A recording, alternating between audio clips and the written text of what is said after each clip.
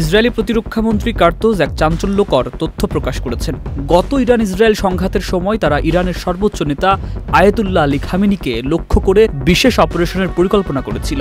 সাক্ষাৎকারে কার্তোজ বলেন, আমরা খামেনিকে নিষ্ক্রিয় করার সিদ্ধান্ত নিয়েছিলাম, কিন্তু উপযুক্ত সুযোগ তৈরি হয়নি। তার দাবি, হামলার আশঙ্কায় খামেনি ভূগর্ভস্থ নিরাপদ স্থানে অবস্থান নিয়েছিলেন এবং সামরিক নেতৃত্বের সঙ্গে যোগাযোগ সীমিত করেছিলেন। LME সার্টিফাইড বিশ্বসেরা কপারে তৈরি ওয়ালটন কেবলস, যা আপনার স্থাপনাকে রাখবে সব সময় নিরাপদ।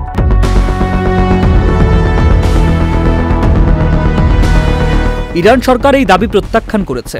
সংঘাতকালে খামেনি একাধিকবার সরাসরি ভিডিও বার্তা দিয়েছেন, যা ইসরায়েলি বক্তব্যের সত্যতা নিয়ে প্রশ্ন তোলে।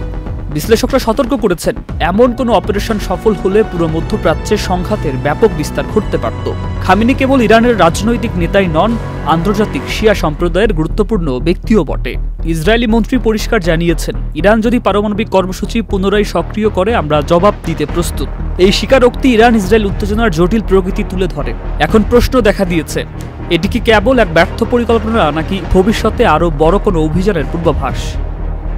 সুকান্ত সরকার, চ্যানেল আই।